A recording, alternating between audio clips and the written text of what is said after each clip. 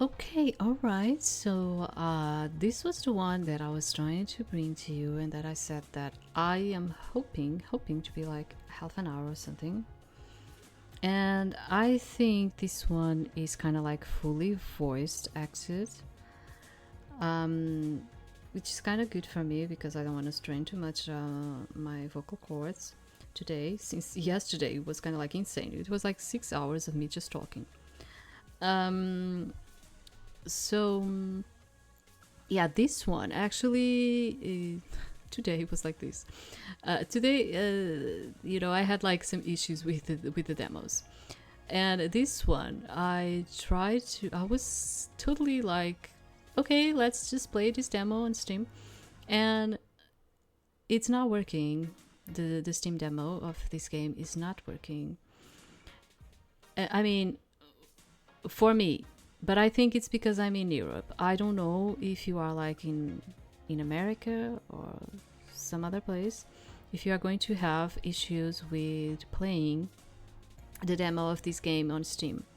Because from what I saw, I think it had to do with some kind of warning content and not being acceptable in Germany or something like that. Okay, so I don't know if it had to do with that. Okay, because I'm in Europe, so I don't know if it had to do with that. Anyway, so I will probably link both the Steam page and itch.io, okay, because if you take the demo from itch.io, you will have probably no issue, okay.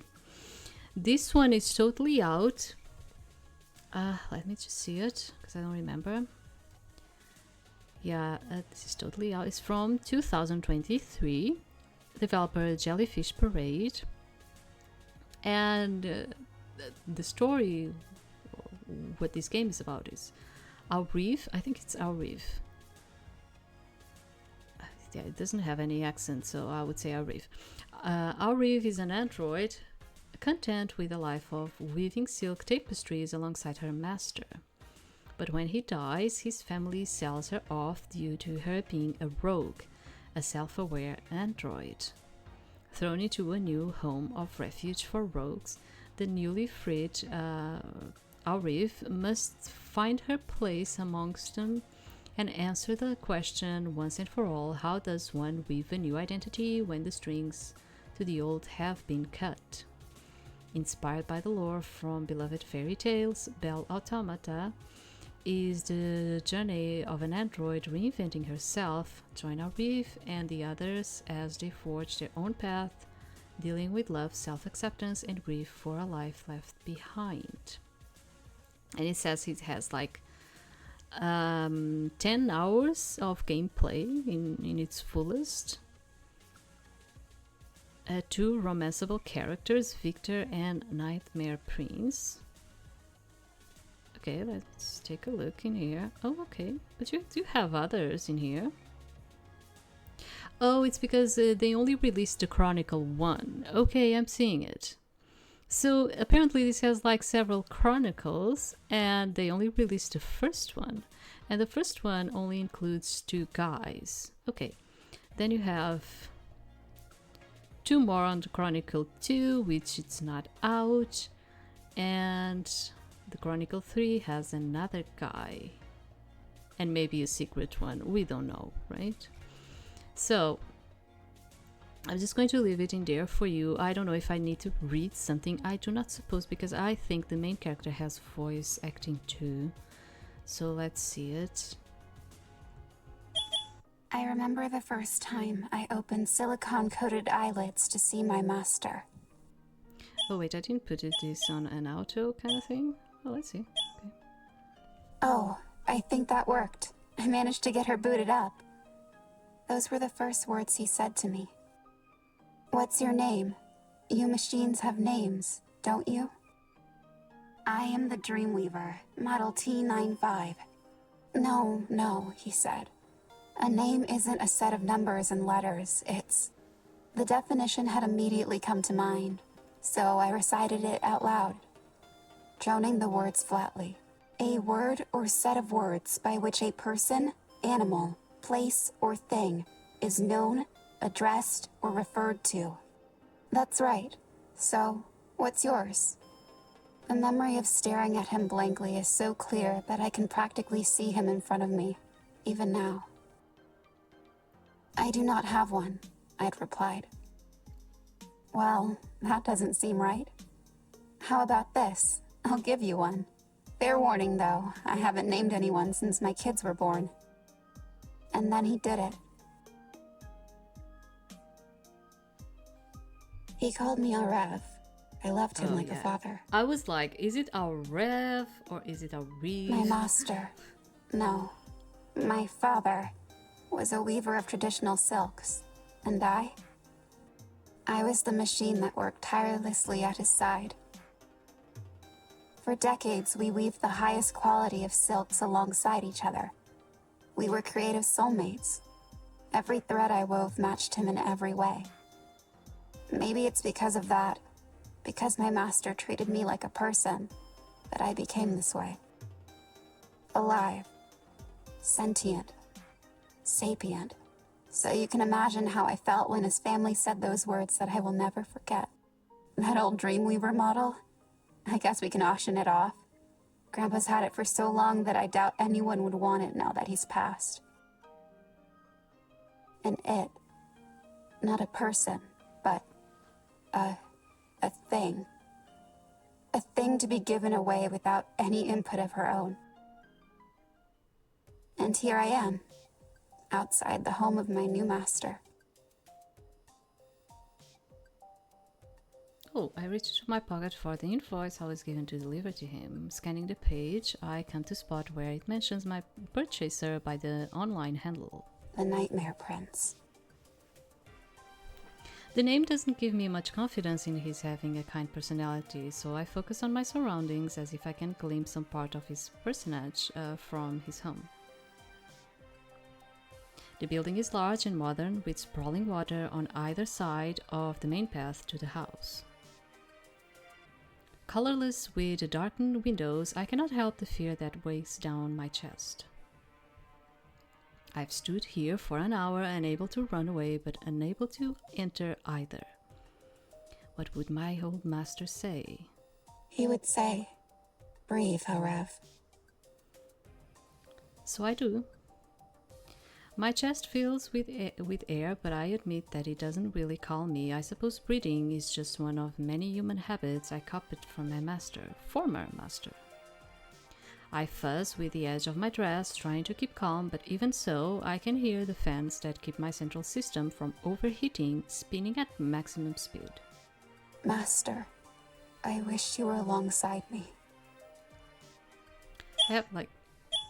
Please stop, because I cannot.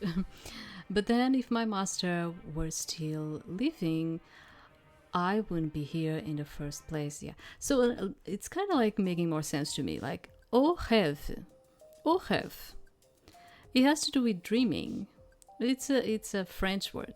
And that's why when I was reading, I was like, Aureve. Remember that I said it doesn't have an accent. Because in French you would have like an accent in there.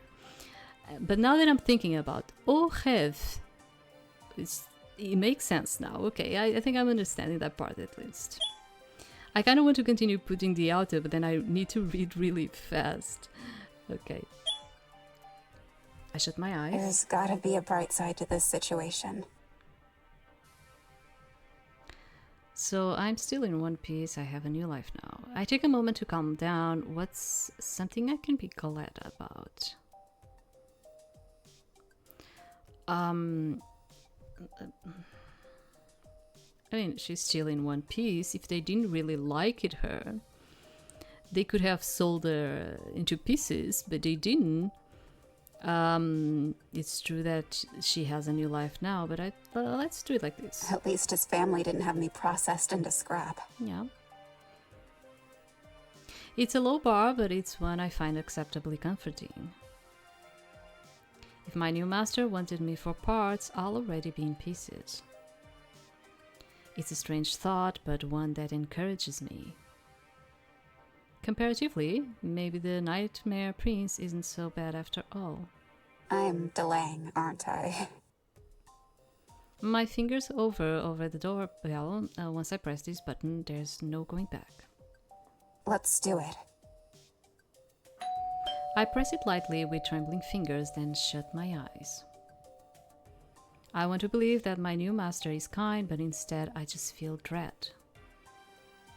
Of all the online handles to have, why Nightmare Prince, I wonder?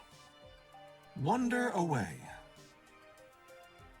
I open my eyes quickly, only to see another android, his bright yellow highlights giving him away. He stands tall, a butler's uniform cut across his stiff, formal form. I measure up the cut of his silhouette, his measurements uploading directly into my mind for future reference. I am Victor. You're the Dreamweaver model, I presume. Yes, my name is Aureve.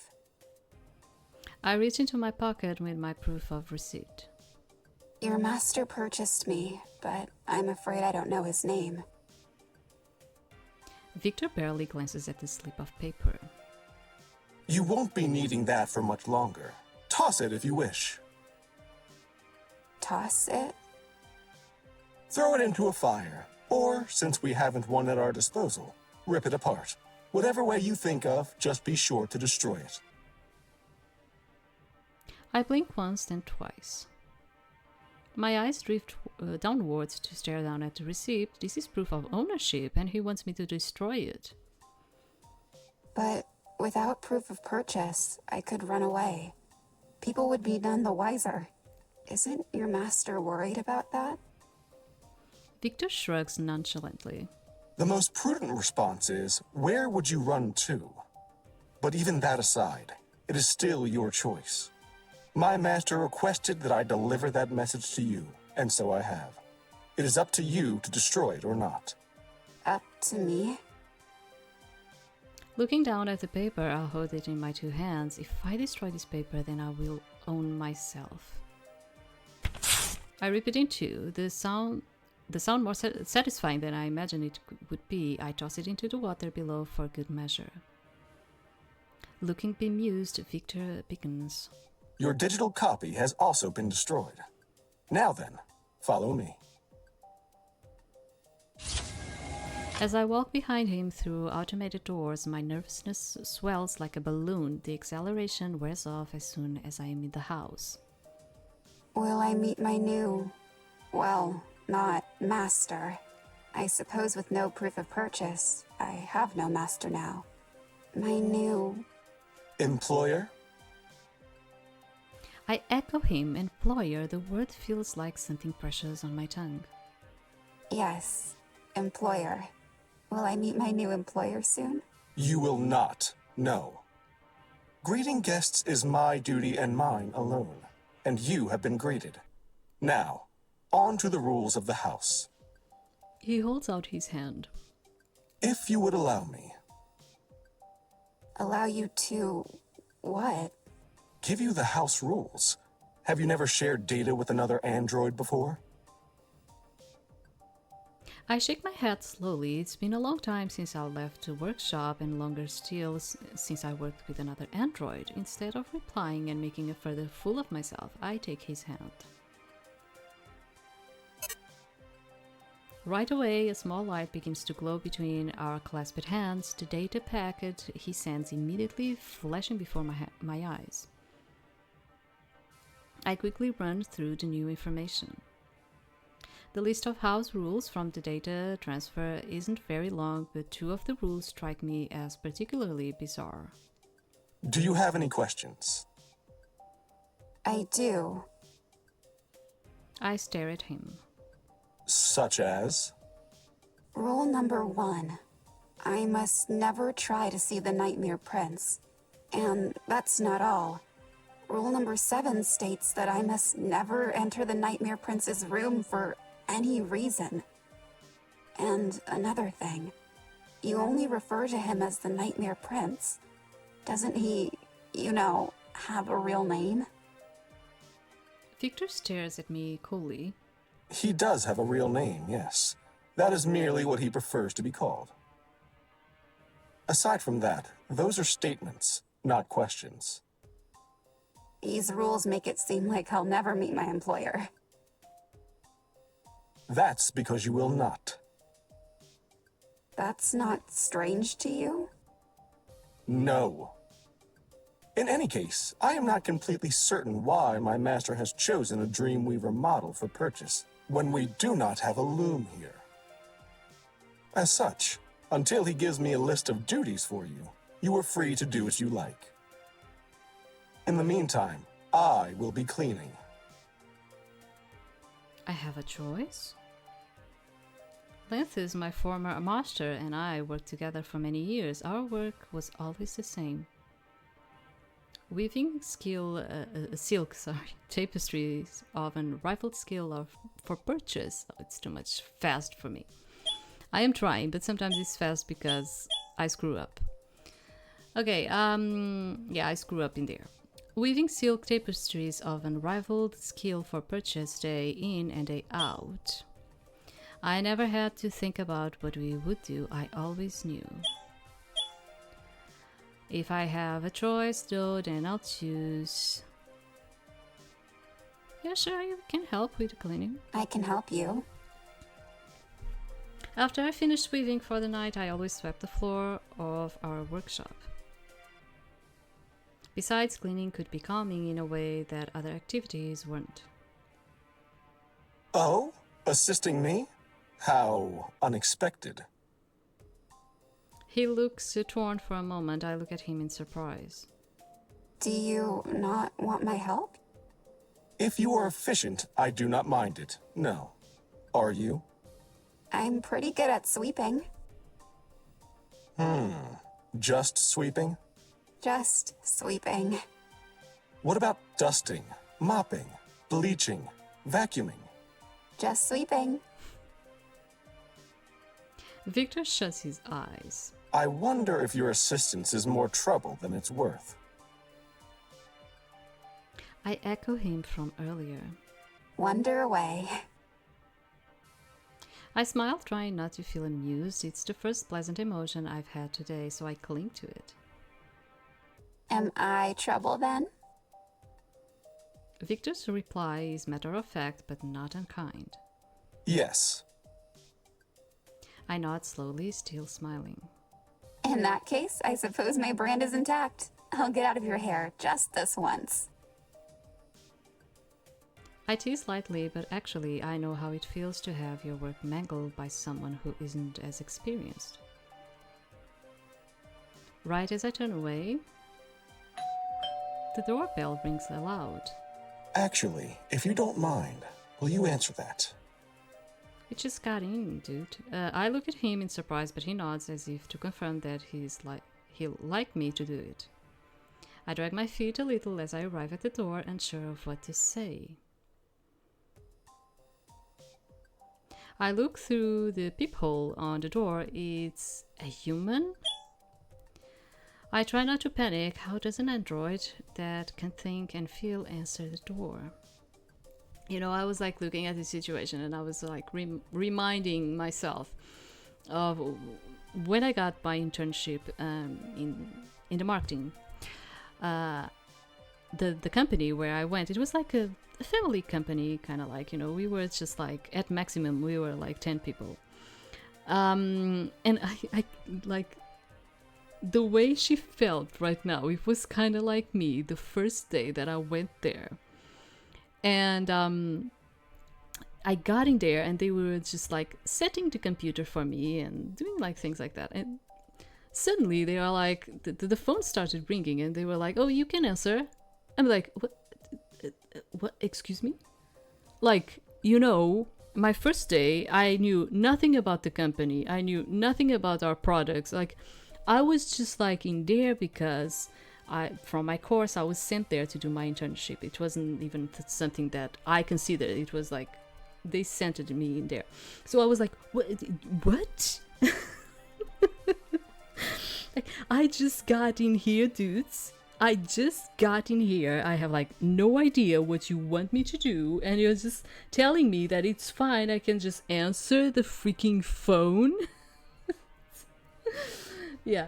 She kind of like, sounded like me. Like that was like a memory that really came into my mind when she faced it like this situation. I press the panel and watch as it slowly slides open, trying to sound calm. Oh, hello. Welcome to, the Nightmare Prince's residence. Oh, yes, I'm in the right place, finally. I'm Dr. Klaus Champion. I'm here to meet with Mr. Price. Price? Is that my employer's last name? I turn to look at Victor, who gives me a single nod to let him in, so I step aside. You're in the right place. So I am. He steps past me and into the living room. Aureve, can you please escort Dr. Champion to the left wing nursing station? I don't know. He holds out his hand. We haven't even seen the house yet. Oh my god. I take it, uploading the map from his touch. Okay. Follow me, Doctor. Great. Dr. Champion and I walk down the hall in awkward silence, or at least I feel awkward. I try to break it as we go in spite of the fact he looks so serious. So, Doctor. No response. A normal android can ask questions, right? Maybe? I'm not sure, but I do anyway. Doctor? He ignores me again, to my greatest chagrin. I stay silent, not brave enough to speak a third time when Klaus suddenly speaks. Oh, sorry. Did you say something? I did, yes. You'll have to excuse me. I was deep in thought. What were you saying? I wonder what he was thinking about so deeply. Well, I had a different question in mind, but now I'm curious. What were you thinking about? Feet. Great. I stop in my tracks, staring at him as he slows to a stop beside Why me. feet? He considers cupping his opposite elbow in one hand. This morning I put the wrong foot in the wrong shoe. It was tight for obvious reasons, but... His fists land in his palm. I'm certain one of my feet is bigger than the other. Just slightly. Oh, Yeah, I know I the feeling. see. I smile, scanning him out of curiosity. I think it's Well, Both as of far us as I have can that. see, your feet are proportional to your height by my measurements. Maybe I ought to take off my shoe to show you. He bends into the middle of the hallway, reaching to unlace his shoes, but I wave my hands frantically. Don't you have an appointment, Doctor? Ah, right. Yes. He reties his shoe in silence. Later then. Yeah, later. What a peculiar way of thinking, but if it means I'm allowed to be curious, I'm grateful. He speaks again unpromptly. I was told there's an android here that needs a diagnostic. Oh? I wonder if I can ask him why he's the only human I've seen since I've arrived an hour or so ago. Yes. Well, we're almost here. Perfect. Thank you. Would you mind waiting outside while I work? I shrug to myself, why not? Sure, I can do that. Klaus adjusts his glasses. I've been here before, but I readily admit that I always get lost among these halls. I'll return momentarily. Yeah, he doesn't want to get lost. I wait in the hall for what feels like a long time when the door suddenly slides open behind me. I turn, and this time the doctor isn't alone. Another android? Backing towards me, the tall android slams into my metal frame, his face completely turned towards to the doctor. I am so sorry. Didn't see you there. He gapes at me. Wow, your model is adorable. I've never seen an android like you before. He offers his hand. I'm Diego. I'm Aureve. Nice to meet you. I take his hand slowly as he hoists me to my feet. Your framework isn't bent anywhere, is it? I shake my head. Not that I can feel. Thank you for helping me out. Of course. Got to be careful around outdated models such as yourself. I laugh awkwardly. Outdated. I'm not that old. Diego observes me, his eyes glowing brightly as he scans me. A Dreamweaver model T95, right? With that neck joint, you've got to be at least 60. And in such great condition, too. Thanks. I scrunch my nose. I think? From behind him, Klaus starts. What was that about 60? Doc, you've got to keep up with the conversation. Sorry, I was thinking about... My ears perk up with interest before he trails off, a thoughtful expression on his face. The doc's not all there, but believe it or not, he's a world-renowned engineer and a top-class mechanic.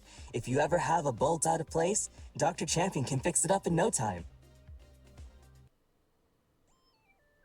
He claps Klaus heartily on the back, much to Klaus' pain, if the way he winces has anything to do with it. Why don't you head back downstairs? I can take care of the doctor from here. Are you sure? Positive. I wave behind me, going back downstairs to ask Victor what I should do now.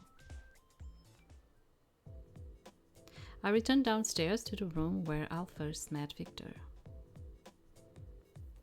At the sight of me, Victor's brows lift. Ah, there you are.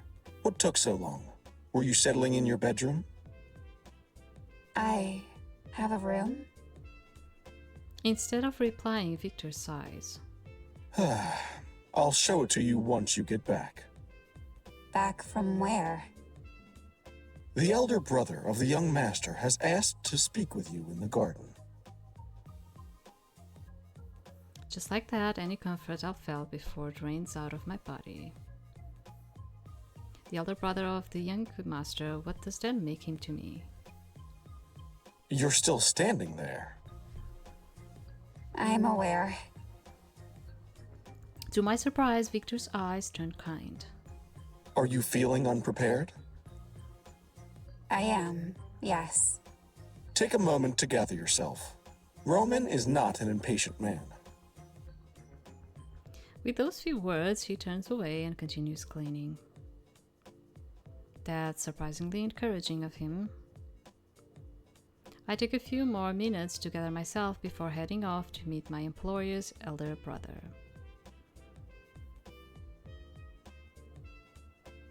Having already roamed the house, the layout is already mapped out by my internal systems. I find the garden easily. When I do, a man stands with his back facing me, not turning as I walk through sliding white doors. Ah, you must be Aureve.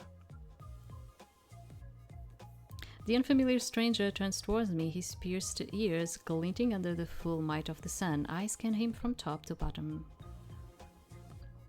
He wears a deeply purple jacket, immaculated handwork on the sleeves. His long, model-esque legs and broad shoulder are perfectly proportionate. I would love to make clothes for a form like this. And it's not all I notice. His eyes sparkle with a mysterious look that tells me he could charm a snake from its den. The stranger speaks. I should introduce myself. The name's Roman Price. I see. Nice to meet you then. My name is Aureve. Oh no, he just said he knew my name. Why did I reintroduce myself? I try not to fluster further, but he winks at me, his posture relaxed. Welcome to House Price. How's your first hour been, little lady? I smiled tentatively. I'm an android, but I have my own bedroom, and I was purchased for no apparent purpose. In a word, strangely. Life has been treating me very strangely. That's because you're a special one. Why else would it be necessary to secure you on the black market? My eyes widen. Black market? I look at him in shock. I'll assume that was being sold at a normal auction online or something of that sort. Roman notes my expression seriously. What? Did you think a sentient android is easy to come by these days? Rogues aren't exactly filling the streets and living normal lives. Rogues? I've never heard the term before, something Roman immediately picks up on as he notes the expression on my face. You know, androids that act against their programming, androids who don't always obey, and androids who can think and feel. Androids like you and, well, I'm sure you met the others. I think for a moment.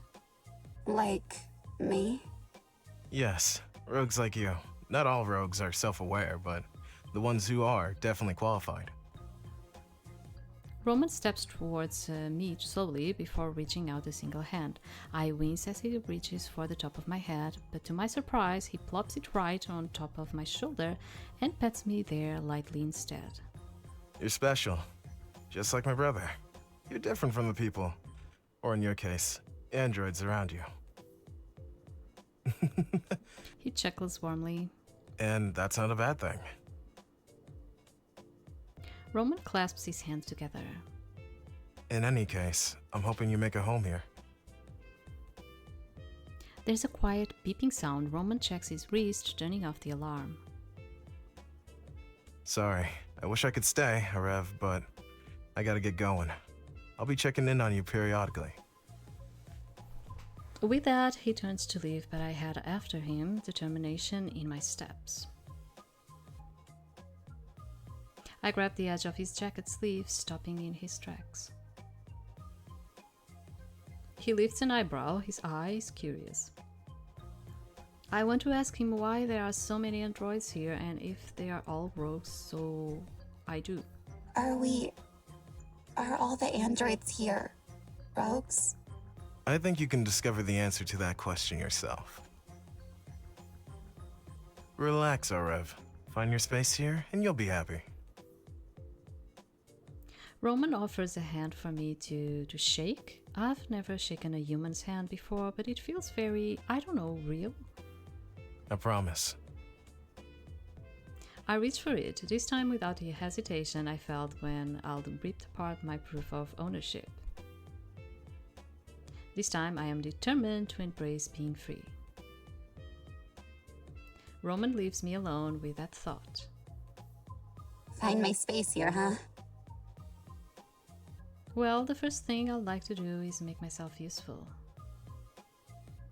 Maybe I can ask for help from someone I met before?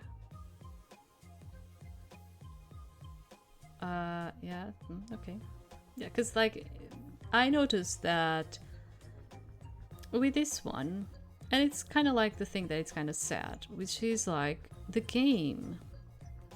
It's like 17, I think it's probably like $17 for you. And it only has one of the chronicles, so only 2 guys. So kind of like, it's a pity, right? But I think it's because it's voice acted. I return to the living room to find the yellow android Victor. The android is cleaning steadily, so I approach him. Victor? He pauses to look at me, standing straight to eye me with a critical stare. Yes? I don't know what to do with myself. I see. Well, I suppose putting you to work would be better than letting you languish. I know you mentioned it impossible, but I sincerely believe that if you can sweep, you can vacuum. The two go hand in hand. All you have to do is pull the vacuum behind you and run this flat piece against the floor. It will remove any filth left behind. Filth. I lift my eyebrows. The room is extraordinarily clean. I'm not sure this needs to be vacuumed. I say as much. It looks fantastic in here. And how do you think we maintain such cleanliness? It's a clean freak. You vacuum at reasonable increments? We vacuum Every day. Oh god. Every day seems like a bit much, but I guess I see his point. Okay, where's the vacuum cleaner then? Victor holds up a hand. Please wait here while I retrieve it. He leaves briefly before returning with a low, rotund machine connecting a long, thick tube to a flat piece. Here you are. He leaves the vacuum in my care before clicking his heels stiffly together. I will be organizing the attic. If you would, feel free to let me know when you've finished. The unwieldy machine has a large tube with a flat, white nozzle on the end. Connected to the tube is the vacuum's dust storage, presumably where the so-called filth goes. I turn it on, dragging it behind me as I push and pull the tube attached to the vacuum head, running it along the floor. Oh, this seems easy enough. Yeah, it is. It's just... I speak too soon, because immediately after I tug on the tube to pull the large contraption behind me and watch as it knocks into the table. A vase crashes to the ground before I have a chance to stop it, immediately shattering. You better vacuum that thing too. Of course it does. The sound must summon Victor because he appears near instantly at the top of the staircase. He descends, looking at me flatly with an offered hand. Aureve, please hand me the vacuum. I turn it off sheepishly. I could at least vacuum the broken pieces up. Yeah. He looks thoughtful for a moment before shutting his eyes. It's fine. I look up at him apologetically. Sorry, I wasn't joking when I said I didn't know how to do anything aside from sweeping. Victor nods in understanding. I admit that I was hoping you were being modest, but that is my own fault. I look down at my small fingers. As a Dreamweaver model, my hands are made for more precise work. So if there are things to do that need a gentle hand, you can let me know, all right? I suppose that makes sense. Perhaps it is my fault for assuming such a task would be easy. How about this? May I give you some things to mend? I hate to admit a fault, but my model was not made for such tasks, and whenever I try to repair garments, it ends in disaster. Repairing clothing is right in my wheelhouse. Just point me in the direction of any rips and tears and I'll take care of them right away. Besides, it would be a nice distraction from thinking about lengths any longer. Just a moment, Aureve. Victor stops the vacuum of the broken porcelain on the ground, then he turns to me. It will take me some time to gather all of the necessary clothes and such to be mended. Since that is the case, I think that I would like to train you in a small skill in the meantime. Follow me. He walks away as I trail behind him nervously, wondering what this small skill could be. For the second time today, I arrive at the beautiful rose garden. It's immaculately cared for, so much so that I have a feeling I know exactly by whom. Wow. Seeing what you can do makes me even more sorry that I don't know how to clean very well. No need to apologize. I was once a house management AI, and delegating such things is in my nature. If you cannot do the assigned task, then alternatives should and do await you. No two people are the same, Aureve. Never be ashamed of that. He says the words stiffly, and there is a note of sincerity that makes me feel better. Thank you. I wonder how much of his background as a house manager AI contributes to his personality now. The Victor before me seems driven, and I can't help but compare us. If anything, since I found out I was no longer going to be able to work alongside Lanthus, I've wondered how I could possibly ever measure up. We are both androids, true, but Victor is so different from me. I wonder if we are work compatible. Lanthus and I certainly were. The idea of working as well with Victor sends my hardcore humming and makes me feel as though I could actually make it here. After all, in a way, it's exciting to work alongside another android. This is exciting. I've only ever worked alongside my master. Oh, I mean my former master. I guess he was human, so I'm not used to this at all. I see. His expression doesn't really change, so I feel a bit awkward, like I've said something strange. Have you ever worked alongside another android? Victor turns and looks at me with a strange look on his face. Is there a purpose to this conversation? Not really. I do admit that I talk a lot when I'm feeling nervous. His eyebrows lift. Am I unnerving to you? No, not really. I think today I'm just nervous in general. New house, new people, and androids to meet. It's a lot of change for one day. Well... He trails off. I glance at him curiously. What are you thinking, Victor? If today is overwhelming to you, perhaps we ought to try again tomorrow instead. Binging on new data can be useful at times, but it can also be terribly trying on the synapses. Oh, no, I'm fine. Before I can even finish my sentence, Victor is already shaking his head in disagreement as he quickly cuts me off. I respectfully disagree. Please, Aureve, rest today and rest assured that I will put you to work tomorrow. You will be most efficient after some rest, no? I would, I guess. Good. Then I will show you to your room instead. I stare at Victor's back as I follow him. You know, Yes? you're surprisingly considerate. His tone is perplexed. Surprisingly. I don't elaborate at first, smiling instead. Well, you know, you've got a pretty straightforward personality. So I guess it's nice to know that you're not all bite. Victor stops in the hall, turning towards me. I admit, I do not know what to say to that. Is that intended to be a compliment? It's more of an observation than anything else, I think.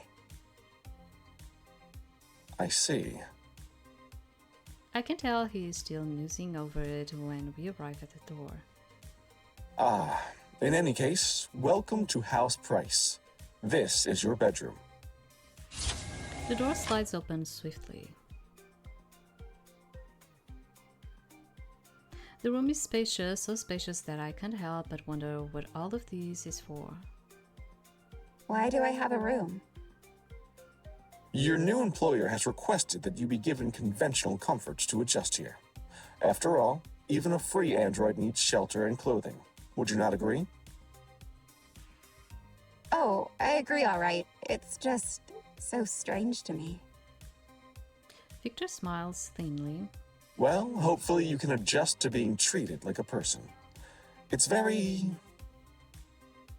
His pause makes me look at him, only to see a slightly wider smile on his face. freeing, I promise you.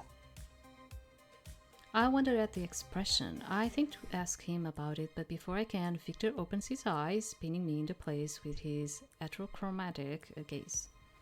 You can do anything you'd like as long as you don't try to interfere with the Nightmare Prince's business. Okay, got it. Victor turns to leave, but I stop him. Victor, wait. Yes? Just one more question. He straightens attentively. I'm listening. Why do you call your master a nightmare prince? Is he really so monstrous? Victor considers my question at length. The young master is not unkind, so no. I do not think it so. It is just what he prefers to be called. If he's not unkind, would you allow me to meet him? Just so I can thank him for everything he's done for me. I can deliver a message, but until you have established that you are to be trusted, I cannot in good conscience introduce you to the young master. I place my hand under my chin, considering. I guess that makes sense. Well, maybe you don't have a loom here, but would it be possible to get me some fabric? I can make him a quilt. What sort of patterns does your master like?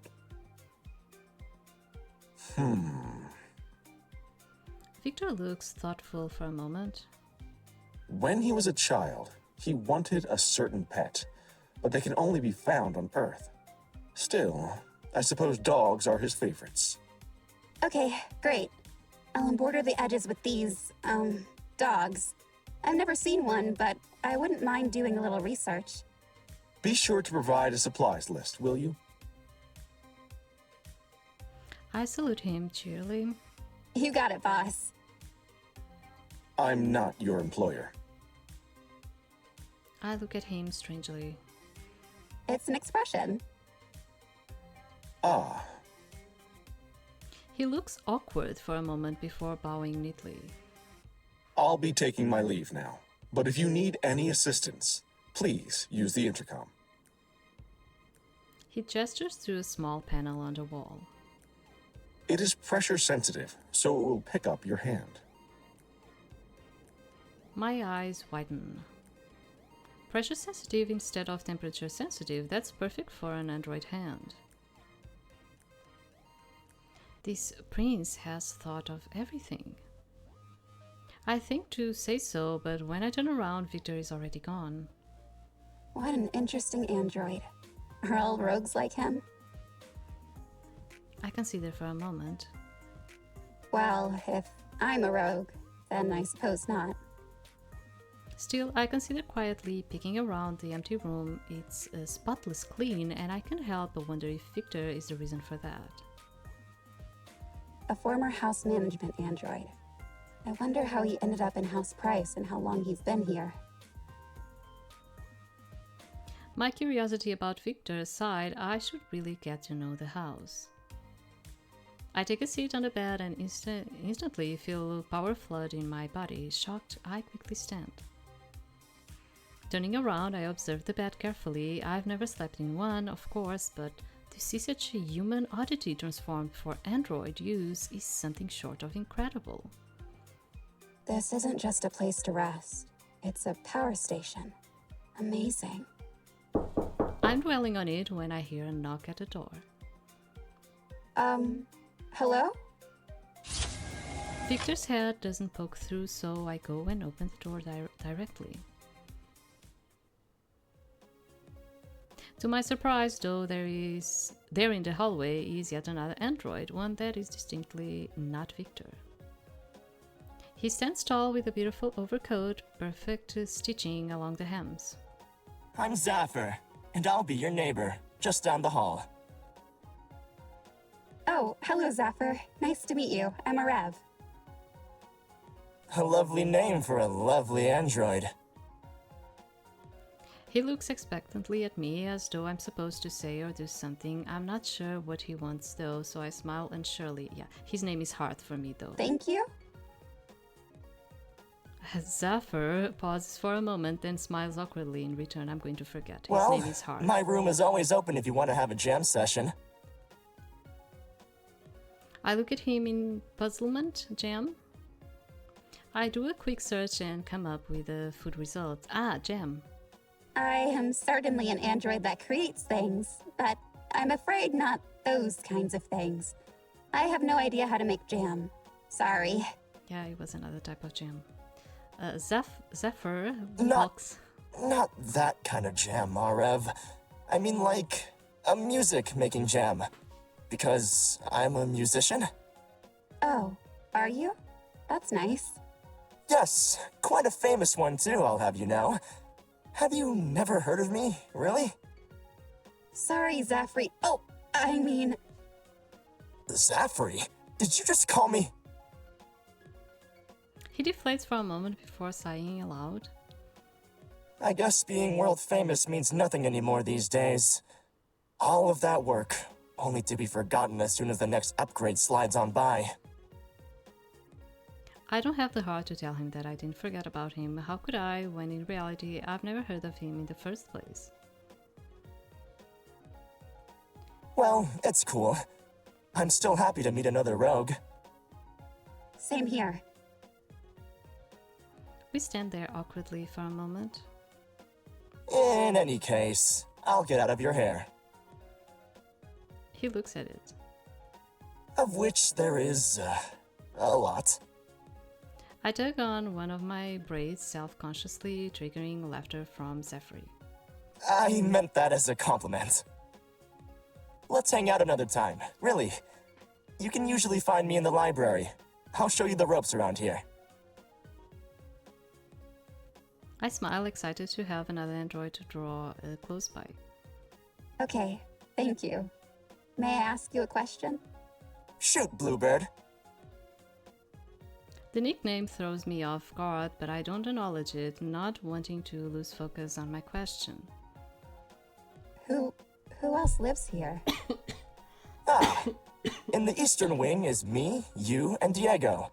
Western Wing has Victor and the guy who wants us to call him the Nightmare Prince, which is still beyond weird to me. On occasion, Dr. Champion comes by to check on things, and Roman... Well, I honestly have no clue where Roman lives or what he does. He just sort of drops new rogues off and disappears. He smiles awkwardly for a moment. At least, that's what he did in my case.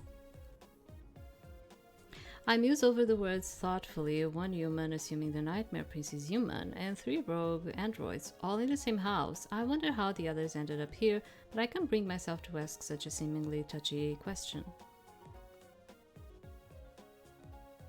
Nodding at Zephyr, I smile gently. I see. Thank you, Zephyr. It's hard for me to say his name. He salutes me, then strides away down the hall, presumably towards the library. I close the door behind him, retreating into the room. So, okay, I'm saying that because the way I read it, like, Zephyr, it would have to be like a ER. And you saw that it's RE. So, my mind kind of goes to Zephyr, and not actually Zephyr. So, for me, it's kind of hard to say his name in an English way, when what I'm reading in there is not exactly what I'm kind of like perceiving in my mind, okay? That's why, like, every time I had to say his name, I was like, what? Yeah. So when she called him Zephyr, I was like, oh, that's cool. I like, that's cool. That's easier for me. But Zephyr, when I'm seeing Zephyr, it's, yeah. So another thing that I want to say is that I think this is an extended demo because the other demo was not as long. Let's see how long this one is going to take us. Okay, because I cannot stay here forever. So let's see. I was only counting with half an hour, but let's see. I closed the door behind him, retreating into my room. That's enough new people for one day, Aureve. Taking a seat on the power station bed, I shut my eyes and put myself into sleep mode. Good morning, Aureve. What? Victor, what are you doing in here? Beside my bed, Victor stands in front of me, his uniform starchily pressed. Giving you a much-needed wake-up call. It's already past noon, and I'm certain your battery is full by now. My expression turns determined. Oh, Yes, I'm ready. I pause awkwardly, rubbing my neck. What are we doing today again? Working in the garden. Oh, right. Yes. Let's go. I stand up too quickly and right away lose my balance as I step on my bed's sheet and fall to my face. Or not. Victor catches me easily, his hands supporting me beneath my arms as I tumble forward. I say nothing as I stare up into his eyes, startled by the fact that I've never seen another android up this close before. I wonder why his eyes are different colors. I realize that I'm staring, suddenly pulling myself up and out of his grasp. Sorry. 4. It was an accident. There's no need to be alarmed. I can't help the feelings of mild surprise that Victor is so measured. Does nothing truly ever fluster him? I can only wonder as the butler android turns away from me, beckoning for me to follow. If your hands are delicate, then you should certainly find this task reasonably at your level. Here's what you ought to do. Victor hands me an oversized pair of... These are pruning shears. First, you want to remove all of the leaves from the stem. I needed to get a better way, like she didn't hear. He demonstrates slowly taking care of neatly clipped the leaves from the stem of a rose bush. Why do you have to remove the leaves? Because it allows you to see the structure of the bush and its stems more clearly. It also removes any pests or disease that may be lurking in the underbrush. I file the information away, nodding in understanding. He removes the dead, brown areas of the rose bushes, then begins to move so fast that I can barely follow him. He snips madly, and yet decisively enough to make me hesitant to imitate him. And that is how you prune a rose bush. Do you understand? Sort of. I think it might be better if you send me the instructions. Victor nods. So be it. Sometimes a visual is helpful, so I thought I'd demonstrate first. Please, give me your hand. I offer it automatically. The tingling sensation as we share data fades. I clench my fists in determination. Okay, I'm ready to do this. Victor nods as he inclines his head towards the shear in my opposite hand. Watching him do it was easy, and the data in his instructions is clear, but knowing how to do something in theory is not quite the same as doing it myself. I end up watching Victor snip at the bushes with expert eyes. Every once in a while, he snips a full stem with a fully bloomed rose on top. I watch them fall to the ground with great interest before I turn to my own rose bush. You know, I kind of feel bad for these roses. Oh? Victor glances at me. Why so? Because it's a shame to let such beauties go to waste on the ground, I mean. I scan one of the flowers to keep its shape in my memory. My master always said that red roses are a sign of wealth, since they don't naturally occur in this biosphere. That means they have to be imported from Earth, right?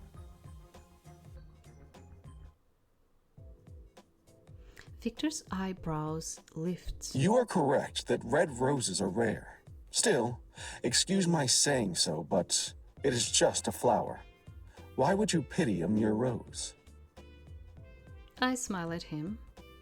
It's the principle behind the thing. Fleeting beauty and all.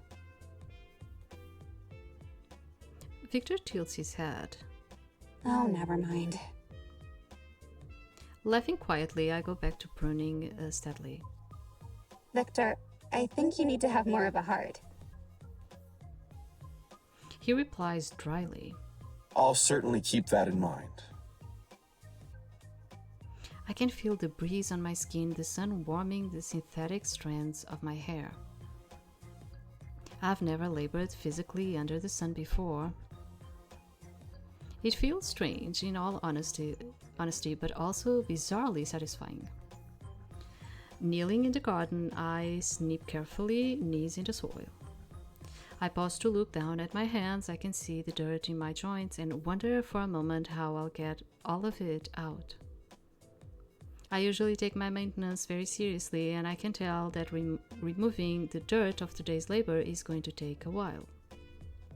I should have thought of this earlier. What is it? It'll be a while before I can get it all cleaned out, won't it? It's nothing. I'm just getting a lot of dirt in my joints, and I was thinking that it'll take a while to get out. Ah, I see. He looks conflicted for a moment. I am no Dr. Champion, but I can certainly help if your concern is just maintenance. Being serviced by another rogue android seems a little strange, but so far everything in this house is. I ought to get used to it, really. It's okay, Please, I insist. I made no considerations for your model type, else I would have at least prepared gloves. Consider it my apology. On that note, I look down shyly at my dirty hands. Okay. All right, I'm going to finish this. Please wait in the seating area while I finish. I comply, sitting and watching Victor as he prunes the flowers carefully. It surprises me how gentle he is being, even as he swiftly cuts the plant into a vaguely vase-like shape. This android is so formal, so straightforward, and yet so careful. I can tell he's been doing this for a long time because of his precision. His black hair falls in his face, but he lets it, concentrating on his work instead. I know I should probably be quiet, but I can't help myself. Victor, may I ask you a question? Right away he answers, even without making eye contact. I'm listening. Why do you care for the flowers so much? They were imported all the way from Earth. If they die, there is little chance that we will be able to replace them. Besides, they are the young master's favorite flower. And by young master, you mean the Nightmare Prince? I do. I place a hand on my cheek, considering. I just wish there was something better to call him. What about Prince? You may call him that, I suppose. It means nothing to me, if I am honest. I care more about his well-being than what he wishes to be called. Victor stands, his butler uniform still sparkling clean. Yeah, that's like Come, let's get you cleaned up. that's kind of a funny thing, which is like, I don't know how it is like in there, but in here we have like a ton of surnames that they are actually funny. Okay, how to put it? They are funny. But the thing is, it's like it's just funny the first time you call the person like that. Then you start to get used to it and you don't even think more about it. Like calling a person Cod, for instance. Yeah, like we have that surname in here, Cod. Like, do you understand what I'm trying to say? Like, and I'm kind of feeling what she's trying to say. But at the same time, because she's like, oh, but Nightmare Prince, it's kind of, you associate with a nightmare, which is not a good thing, you know? Can we just call him Prince? But at the same time, I was like thinking, yeah, but we also have names in here that they are not like, you wouldn't say that they are good surnames, at least the surnames. I'm not even talking about the names, but at least the surnames. They are not even good. But it's not because of that you don't actually kind of like get used to it and you continue calling and it's fine and you don't even think more about like the meaning of it. You just know that that person has that name, you know? So yeah, it was kind of like making me think about that. I stand and follow him out of the garden. You've reached the end of the demo, okay? We hope you enjoyed this sneak preview of Victor's route. I know that there are some places where you say route. I prefer to say route because route for me, I associate route with another thing. Yeah. So, but I know once again, some places like the data and data, like you always have like these different English ways of pronouncing things. So, that's it. I decided to do this one with you because I was kind of like, it was like a long time ago that I actually saw the demo of this one. And I was kind of like, oh, I'm going to do it again and bring this one again, because I want to see. I was kind of like, okay, this one a game that I might actually find cool to purchase, and I actually think it might be quite okay, you know. But the thing is, the only thing that is released is the Chronicle 1, which is like 10 hours. And it's, for me, it's actually almost 18 euros. That's, for us, it's kind of a bit, you know, it's kind of a bit for just one of the Chronicles and not actually like the full extent of the game, you know.